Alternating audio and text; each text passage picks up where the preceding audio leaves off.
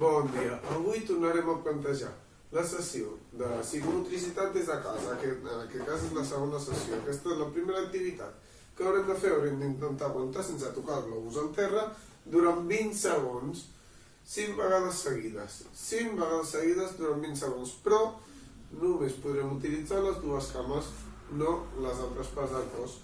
Podem utilitzar el genoll o podem utilitzar el peu, sí? Podem utilitzar el peu, el genoll, l'altre peu o l'altre genoll, sí?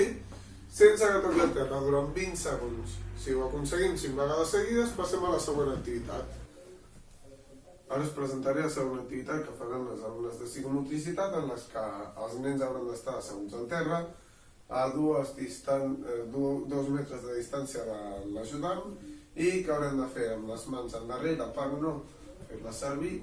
El nostre ajudant ens haurà de tirar la pilota rodolant pel terra i nosaltres les haurem d'anar parant amb els peus. Sí? Les parem amb la dreta, amb l'esquerra, sí? I un cop ho hem fet, sí? Tornem a agafar les pilotes i ho tornem a fer 50 vegades, sí? Si no tenim 50 pilotes, com és normal, i en tenim 4, 5 o 6, tirem les 4, 5 o 6 i després les agafem i les tornem a tirar. Si veiem que és molt fàcil per ells, les tirem una mica més ràpid i en el cas de que sigui difícil, doncs ho fem poquet a poquet. Per la tercera activitat de psicomotricitat, el que necessitarem seran qualsevol objecte que podem fer servir de referència.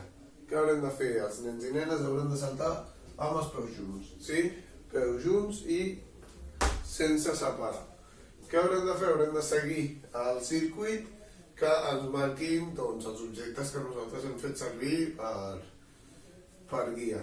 Jo he fet servir cartrons de llet, tetrabrics de llet, però podem fer servir qualsevol cosa que tinguem a l'abast per poder guiar-nos, sí? Què haurem de fer?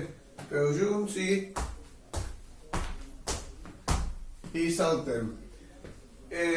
Això ho haurem de fer 15 vegades, sí?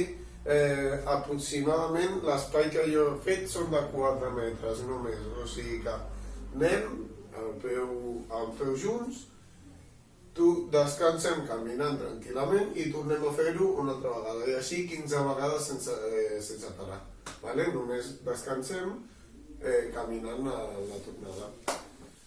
Us presento la quarta i última activitat que farem pels alumnes de psicomotricitat. Aquí hem posat, no sé si ho podeu veure, hem posat igual, tetrabrics de llet, però ara de manera estirats al terra. Quina distància han de tenir les tetrabrics de llet entre ells mateixos? Mirem, 2 peus, sí? 2 peus, més o menys 2 peus adults, que no hi ha molta diferència. Llavors, què haurem de posar? Aquest seria al final del circuit. Jo he posat 3 bolis diferents, però la idea és que per fer-ho una mica més viu, que s'ho prenguin una mica més en sèrio, posem aquí 3 joguines que els agradi molt i que els diem, si l'agafeu, podreu jugar amb ells després el que queda de dia. Si ho fan al matí, i si ho fan a la tarda, doncs el que queda de tarda, sí? Si l'agafeu, podeu jugar amb ells. Què haurem de fer? Haurem de fer 5 vegades, sí? 5 vegades sense baixar el temps mínim que marcaré, que en psicomotricitat serà 1 minut, agafar els 3 objectes. O sigui, vindran, agafaran l'objecte i tornaran en ziga-zaga i el deixaran. Vindran, agafaran l'objecte, tornaran en ziga-zaga i el deixaran. I vindran, agafaran l'objecte, tornaran en ziga-zaga i el deixaran. Això en menys d'1 minut. En menys d'1 minut. Una vegada, però ho han de fer 5 vegades, sense pujar aquest temps. Si fan 1 minut i 5 segons, malament, tornem a començar. Llavors, la vinguda no venim caminant normal. Hem de venir, sí, de 4 grapes i amb els tetrabris de llet que passin per entre les cames. Sí? Poso un exemple. Jo vaig caminant a 4 grapes,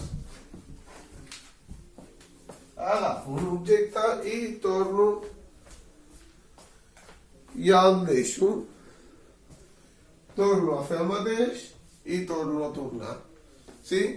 5 vegades. I ja haurem acabat la sessió d'avui.